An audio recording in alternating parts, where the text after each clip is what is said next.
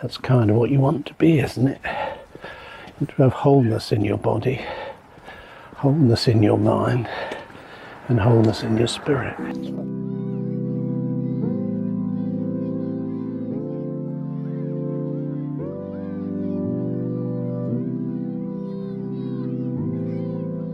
So you have a problem. Well, let's go for a walk and we can talk about your problem. To be honest, even using that term problem is a problem in itself.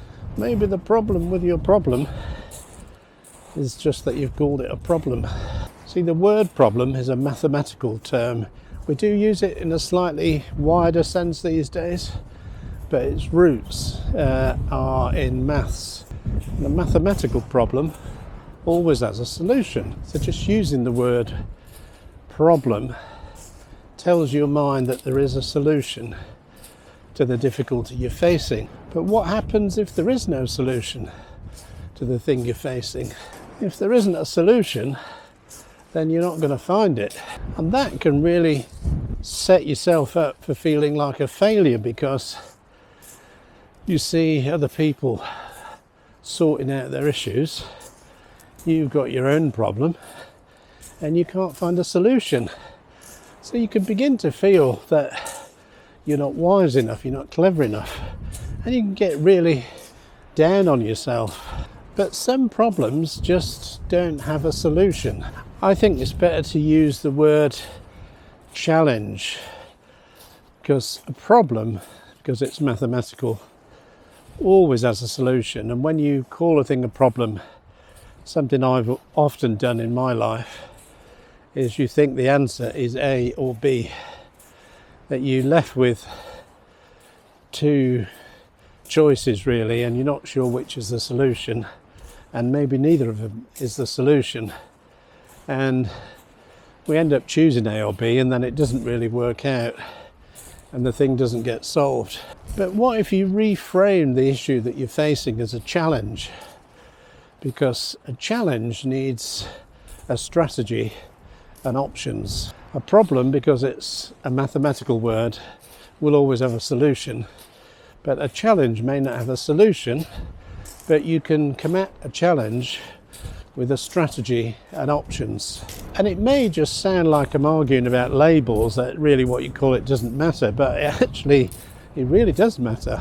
So let's reframe what we thought was a problem as a personal challenge, and then we can begin to think down what the possible strategy would be. And as we plan a strategy, we can kind of list different options that may help us with a strategy. And just that change in thinking of the thing differently, of reframing it as a challenge rather than a problem, gives us more than the choice A or choice B solution that we try to look for.